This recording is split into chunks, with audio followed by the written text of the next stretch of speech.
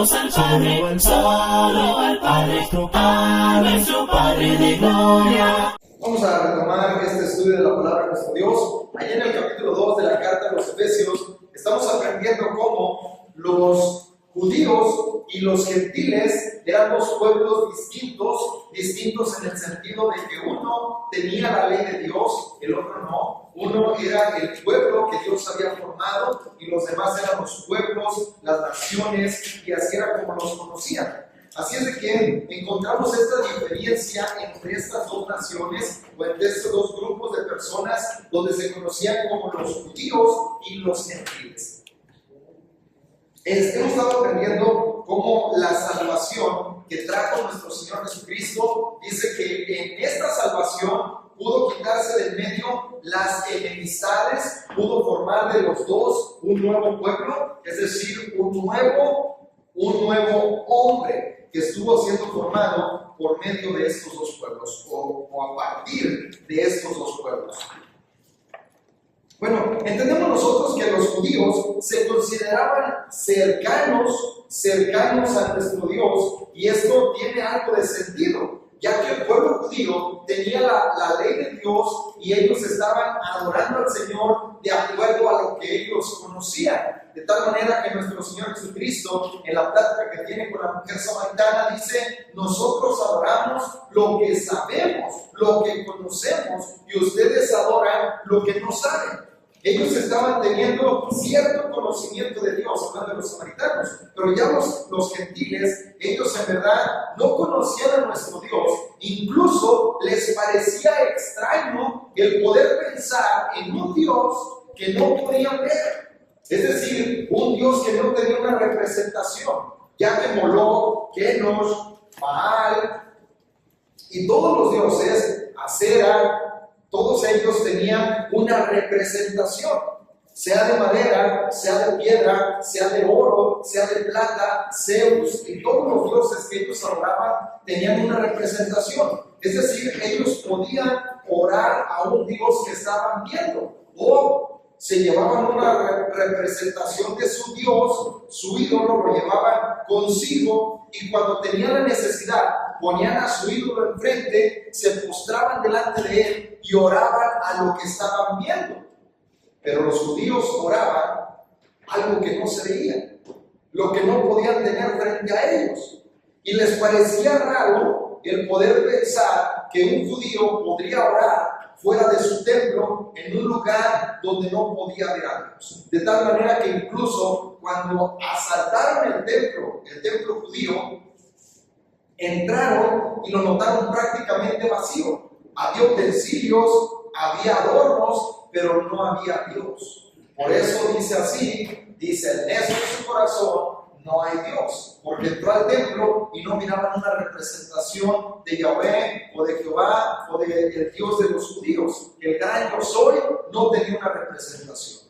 Así es de que por esta razón, estas diferencias, dice nuestro Señor Jesucristo, que fueron quitadas. Los que estaban cerca y los que estaban lejos fueron llamados a poder adorar al mismo Dios. Dice ahí en Efesios capítulo 2, versículo 16, dice: y mediante la cruz reconciliar con Dios a ambos en un solo cuerpo, matando en ella las enemistades.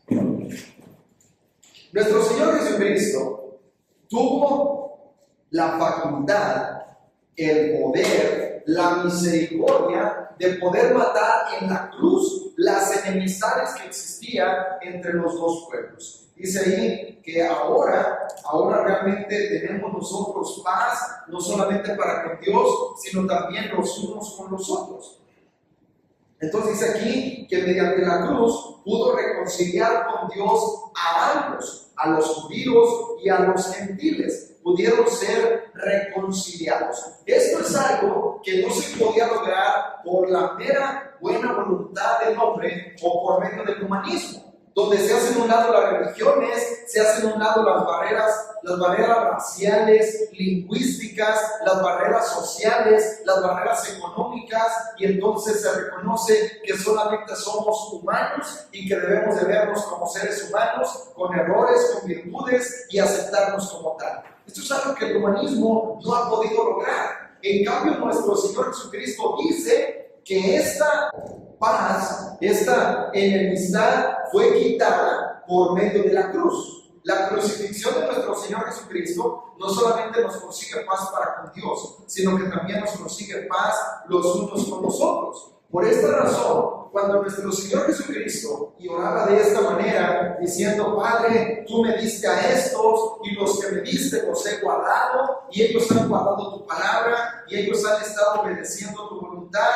Pero llega una parte donde él ora de esta manera, allá en Juan capítulo 17, versículos 20 al 21.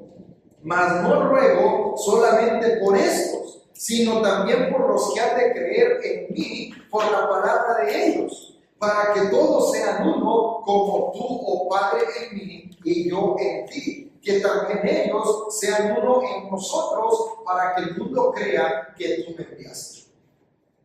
Esto es lo que estaba hablando el maestro, donde dice que ellos puedan ser uno, que ellos puedan estar en una perfecta unidad. Pero fíjense aquí, previendo Dios que había de salvar también a los gentiles, no solamente a los judíos, previendo Dios que el evangelio iba a ser también predicado a aquellos que no eran considerados pueblo, dice que él oró también por aquellos. Dice: no solamente te ruego por estos, es decir, los judíos, te ruego también por aquellos que han de creer en mí por la predicación de ellos. Está orando por nosotros. ¿Y qué clase de oración? Donde dice: te ruego que ellos y los que han de venir, al momento de crecer la iglesia, por supuesto pueden crecer los problemas, porque estamos nosotros teniendo afinidades con unos, pero tenemos a lo mejor discordia con otros. Entonces, al momento que crece la iglesia, también pueden crecer los problemas. Pero nuestro Señor Jesucristo estaba orando al Padre. Y aquí quiero que pongamos mucha atención. Él estaba orando por nosotros, para que pudiéramos ser uno, para que sin importar el tipo de pensamientos, el tipo de cultura, el tipo de razonamiento que pudiéramos llegar a tener, dice: sin importar nada de esto, que ellos puedan llegar a ser uno. Y fíjense la unidad, no dice uno cuando estemos cantando, uno cuando estemos orando, uno cuando estén reunidos como iglesia, dice uno como tú y yo. De esta manera, esta unidad que el maestro oraba era la misma que tenía el Padre. Dice que lleguen a este tipo de comunión, como la que tenemos tú y yo, que ellos también la puedan tener, para que el mundo crea que tú me enviaste. El poder vernos como hermanos, el poder matar las enemistades. No se trata solamente de una imagen, no se trata nada más de dar un buen aspecto, se trata de una forma también de evangelización. Que el mundo pueda creer que nuestro Señor Jesucristo tomó forma de carne, que fue muerto en la cruz, y ahí en la cruz mató las enemistades. Y ahora nosotros podemos tener paz porque hemos sido salvos por esa cruz. ¿Se da cuenta? Su predicación, la evangelización suya, se basa en tratar bien a su hermano, en amarlo como a su hermano, en ver que sea uno como el Padre y Cristo son uno. Eso es lo que el Señor está esperando, eso es lo que busca.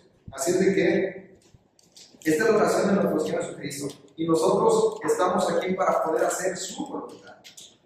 Así de que cuando Él estaba orando en aquel momento, no nada más estaba pidiendo, Él estaba comprometido con esa oración, al punto que cuando fue a la cruz, dice ahí en Efesios, que en la cruz mató las enemistades y reconciliar a ambos pueblos con Dios y reconciliarlos entre ellos para que puedan llegar a ser uno como Cristo y la iglesia. De tal manera que ahora, dice ahí en Efesios 1:10, se propuso en sí mismo reunir todas las cosas en Cristo en la dispensación del cumplimiento de los tiempos, así los que están en los cielos como las que están en la tierra.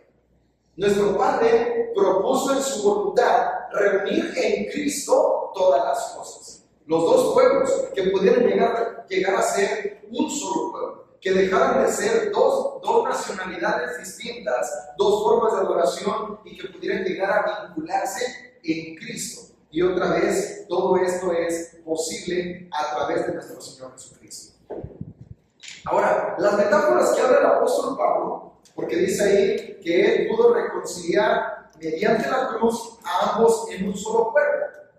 Las metáforas que habla el apóstol Pablo sobre la iglesia, hablando de la familia de Dios, hablando de el templo de Dios, hablando de la casa de Dios, diciendo que somos el cuerpo de Cristo, que somos nosotros el templo del Espíritu Santo, bueno, esto en forma personal, pero cuando habla de la iglesia, en estas metáforas, como la esposa del Cordero o el reino de su amado Hijo, todo el tiempo cuando utiliza estas metáforas, está hablando de una comunión, una intimidad que existe entre su pueblo y Dios, que existe propiamente de unos con otros entre los miembros. Habla de una coordinación, habla de una unidad y habla también de esta intimidad que pueden gozar los unos de los otros. Todo esto habla de una intimidad entre Cristo y su iglesia y entre los miembros unos con otros. Así es de que cuando habla de metáforas, no es que el Señor haya traído a unos al nivel de otros. No se trata de esto, que los judíos estaban cerca, como vamos a leer en el siguiente versículo, y los gentiles estaban lejos. No es que haya traído Cristo a los gentiles al nivel de los judíos. No fue así, sino que realmente lo que hizo Cristo fue matar las enemistades, poder quitar la barrera que existía entre los pueblos y de esta manera dice formar un nuevo y solo hombre. Esto es así, Él formó un nuevo hombre, como leímos allá en los versículos anteriores. Dice ahí que quitó del medio los mandamientos expresados en ordenanzas para crear en sí mismo de los dos un solo y nuevo hombre haciendo la paz. Esto es lo que hizo. No es de que haya hecho, como dijimos, a uno inferior o a otro superior, sino que más bien a los dos les dio la oportunidad, diciéndoles los dos estaban condenados. Los dos necesitaban un Salvador. Los dos necesitaban al Mesías y vino el Mesías y entonces les dio la reconciliación con Dios para que pudieran estar al mismo nivel como hijos. Esto es lo que el Señor hace con nosotros. Así es de que no es esta situación de decir, bueno, pues unos son mayores y otros son menores, unos son mejores y otros peores. Al final de cuentas, como ya lo hemos dicho, éramos lo mismo que los demás hijos de ira. Eso es lo que éramos. Pero ahora en Cristo somos reconciliados por medio de la cruz. Y siendo el Cristo, siendo el Señor, la cabeza de la iglesia, entonces, siendo la iglesia el cuerpo de Cristo, siendo usted y yo miembros del cuerpo de Cristo, no debe de existir enemistades. Si existen enemistades, tenemos que quitarlas. Así de sencillo, así de rápido. Versículo 17. Dice, y vino y anunció las buenas nuevas de la paz a ustedes que estaban lejos y a los que estaban cerca. Dice aquí, y vino y anunció las buenas nuevas de paz a los judíos y a los gentiles, los que estaban lejos y los que estaban cerca. Estos dos pueblos, este mismo evangelio pudo reconciliar, pudo salvar a los dos. El mismo evangelio de la paz, el mismo evangelio de paz fue el que se anunció para judíos y para gentiles. No fue un mensaje diferente. Y aquí la importancia del poder del evangelio. No es que el evangelio tenga que adaptarse a la cultura. Tengamos que ver cómo es que vive la gente, cómo es que viven las personas, cómo es que se desarrollan todos los días y entonces modificar el evangelio para que ellos puedan recibirlo. Dice, a los que estaban lejos y a los que estaban cerca se les predicó el evangelio, el único evangelio. Y este evangelio es el que puede darles la salvación. Es el que puede redimir sus almas. Es ahí donde el apóstol Pablo dice, yo no me avergüenzo del evangelio porque es poder de Dios para salvación a cualquiera. que pueda creer. Judío, primeramente, y también al griego. Hablen de esta situación donde el Evangelio tiene el poder salvador para todo aquel que pueda creer. Las condiciones de salvación son las mismas. La oportunidad de redención es la misma. Tenemos nosotros acceso al Padre por el mismo Mesías. Es el mismo Mesías el que vino a redimir a los judíos y a los gentiles. En la misma salvación la que se les ofrece. Por lo tanto, las buenas noticias son las mismas. Y por esta razón, entonces los judíos y los gentiles tienen la oportunidad de ser salvos, porque el Evangelio tiene el mismo efecto salvador en judíos o en gentiles. Por eso dice ahí, vino y anunció las buenas nuevas de paz a ustedes, si estaban lejos o estaban cerca, es el mismo Evangelio. Aquí la diferencia es quien lo recibe y quien lo rechaza. Para quien lo recibe tendrá salvación, pero para el que lo rechaza, entonces no alcanzará la redención de su alma. Versículo 19. Dice, porque por medio de él, los unos y los otros, tenemos entrada por un mismo espíritu al Padre.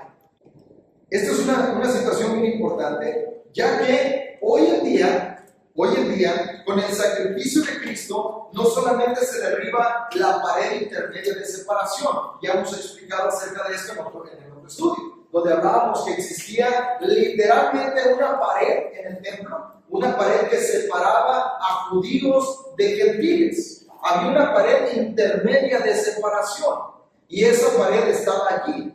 Los judíos no podían cruzar esa línea, y mucho menos los gentiles pasar más allá de esa línea. Eso era lo que los dividía, era lo que los mantenía separados. Bueno, el sacrificio de Cristo no solamente derribó esa pared, en un sentido espiritual, no solamente derribó esta pared, sino que también abrió un acceso, abrió la entrada al Padre. Y si esto no les sorprende, o no se acaba de maravillar por ello, quisiera explicarles el día de hoy esto.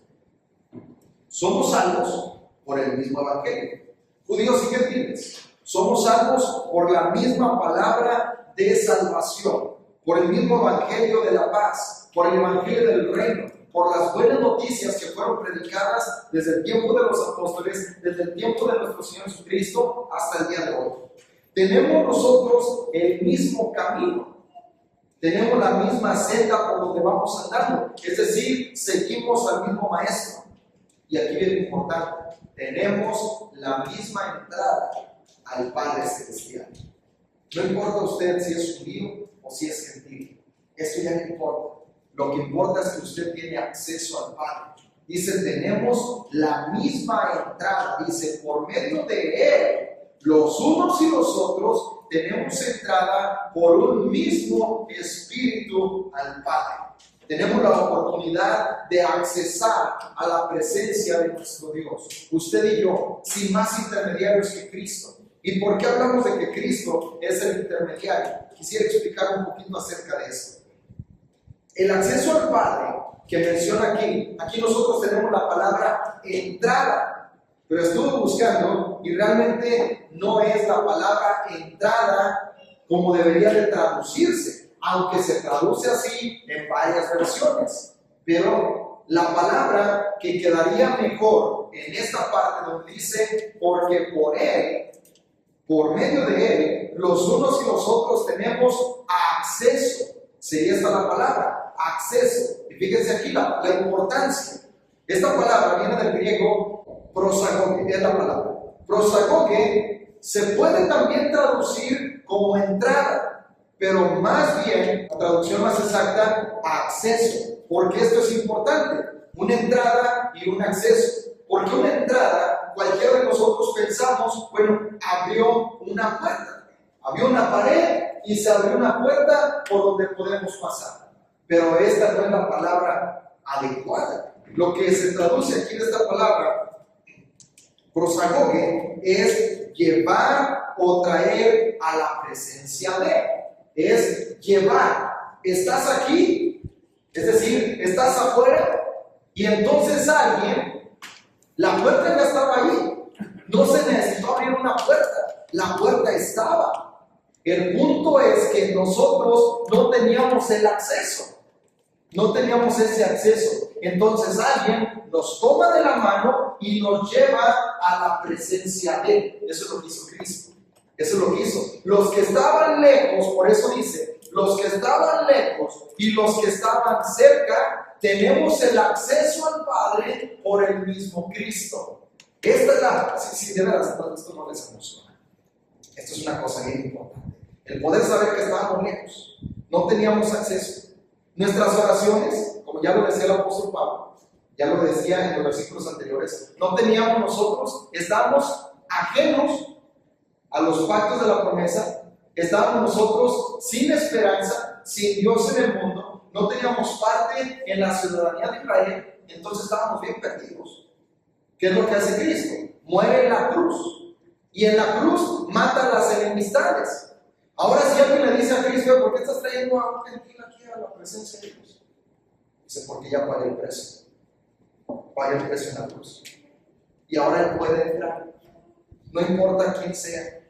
Él creyó en mí y puede entrar al Padre. Eso es lo que hizo. Es llevar o traer a alguien a la presencia de Él. Denota acceso, esta palabra prosagoge, denota acceso con el que se asocia el pensamiento de libertad para entrar. Ahora, es decir, Él nos trae y dice, y las veces que Él quiera entrar, tiene entrada libre. Sírvanse dejarlo pasar, porque tiene entrada libre. Eso es lo que es la palabra prosagoge. Es decir, está denotando este pensamiento, se asocia con acceso, con el pensamiento de libertad para entrar mediante la ayuda o el favor de otro. Eso es lo que hace Cristo. Estábamos afuera. Y si alguien nos dice, ¿por qué no entras? Es que no tengo entrada. Y si a lo mejor me dice, bueno, a la iglesia yo puedo entrar y tenemos las puertas abiertas y las puertas de la iglesia siempre tienen que estar abiertas para lo que sea. Bueno, esto no era así. Ya hemos dicho, los judíos, porque ellos eran el pueblo escogido, porque Dios había dicho que así debía de ser, hoy nosotros por eso valoramos tanto el poder llegar a la presencia de Dios. Por eso es que dejamos cualquier cosa.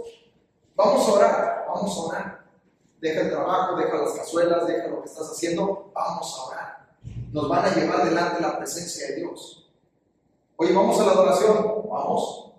Deja lo que sea y vamos a la adoración, porque vamos a la presencia de Dios. Esta es la invitación. Decir, oye, ¿no vas a ir a la adoración? Es que no tengo invitación. ¿Cómo no? ¿Cómo no? La invitación está abierta. Ya hoy nadie te puede restringir, nadie te puede prohibir. Puedes venir a la presencia. ¿Por qué? Por el favor de alguien, es decir, el favor de Cristo. Esto es lo que hizo Cristo. Por eso dice, por medio de Cristo tenemos acceso al Padre, los unos y los otros, sin importar quiénes seamos. Cuando se dice que tenemos entrada, como dijimos, no solamente habla de una puerta, habla de un camino, habla de un acceso que tenemos nosotros. Entonces, si podemos nosotros pensar de esta manera, dijimos, a la iglesia yo creo que ninguno de nosotros pensamos que necesitamos un acceso, pero piénsenlo así. Delante de una persona importante en eminencia se necesita hacer cita, se necesita que alguien arregle el asunto para que podamos accesar. Bueno, eso es lo que hizo Cristo. Imagínense delante del Padre Celestial, delante de nuestro Dios. El Señor fue a la cruz, pagó el precio y ahora nosotros tenemos el acceso a nuestro Padre Celestial. De esto lo habla en la carta a los Hebreos, ahí en el capítulo 10, versículos del 19 al 22. Así que, hermanos, teniendo libertad para entrar en el lugar santísimo por la sangre de Jesucristo, por el camino nuevo y vivo que Él nos abrió a través del velo, esto es, de su carne, y teniendo un gran sumo sacerdote sobre la casa de Dios, acerquémonos con corazón sincero, en plena certidumbre de fe, purificados los corazones de mala conciencia y lavados los cuerpos con agua pura. Esto nos explica más bien lo que dice acá en Efesios, donde dice, por Él, por Cristo, es que los unos y los otros tenemos acceso al Padre. Dice, así que, hermanos, teniendo ahora la libertad, esto es el acceso, la libertad para entrar delante de la presencia de Dios. dice ahí, en el lugar santísimo, por medio de la sangre de Jesucristo. ¿Se fija cuál es el precio? ¿Se fija cómo dice que en la cruz Él pagó el precio y ahora por Él tenemos entrada, tenemos acceso los unos y los otros? Este es el precio, la sangre de Jesucristo. Dice, por el camino nuevo y vivo que Él nos abrió a través de su carne. Su carne fue entregada, su cuerpo fue entregado para que nosotros pudiéramos accesar al Padre. Y todavía más, Él entró, dice, Él se presentó, no en el santuario terrenal, en el original. Y se presentó no con las manos vacías, sino con su propia sangre. Porque todo sumo sacerdote tiene que entrar con la sangre de un cordero. Dice, Él presentó su propia sangre delante del Padre y dijo, ahora está abierto el camino. Quien quiera venir, todos los que quieran venir, que está abierto el camino. Dice, acerquémonos. Si estaba bien difícil y ansiaban entrar una vez al año en el lugar santísimo, ahora cualquiera, y no por decirlo, no por devaluarlo, sino más bien teniendo la misma importancia, la misma reverencia, y aquí hablo de esta reverencia, ¿cómo se tenía que presentar el sacerdote?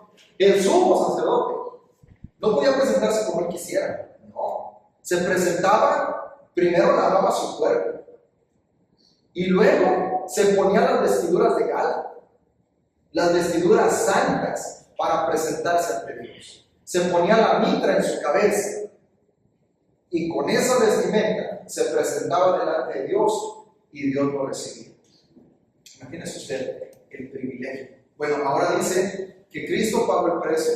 Ahora Él entró, se presentó allí en el santuario y luego con su sangre, dice, ahora Él es el gran sumo sacerdote.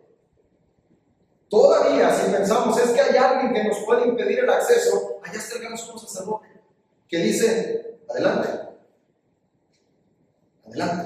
con confianza. Como dice ahora, presentémonos y purifiquemos nuestros cuerpos en agua pura.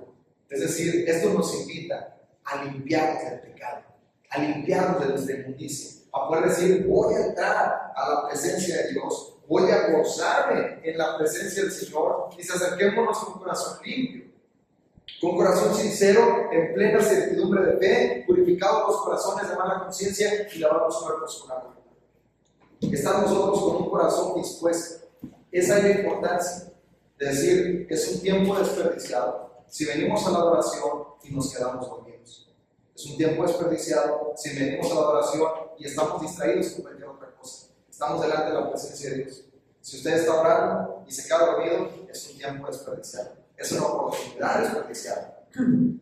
Así de que aquí esto es la parte que yo creo que más nos debe de importar. Usted y yo no podemos menos que estar agradecidos por lo que hemos recibido por parte del Padre. En Cristo tenemos acceso al Padre y sobre todo considerando el costo de este arreglo. El costo no fue miles de pesos, millones de dólares. El costo fue su sangre preciosa, así lo dice Hebreos, ¿verdad? Su sangre preciosa, su carne, para poder abrirnos el camino al Padre. Eso es lo que hizo Cristo. Así es de que ahora yo espero que podamos estar más y más comprometidos con esto, aprovechando esta libertad para presentarnos delante de Él y presentarnos cada vez limpios, cada vez más y más consagrados a hacer su voluntad. Adoremos al Padre, solo al Padre, a nuestro Padre de gloria. Adoremos al Padre, solo al Padre, a nuestro Padre de amor.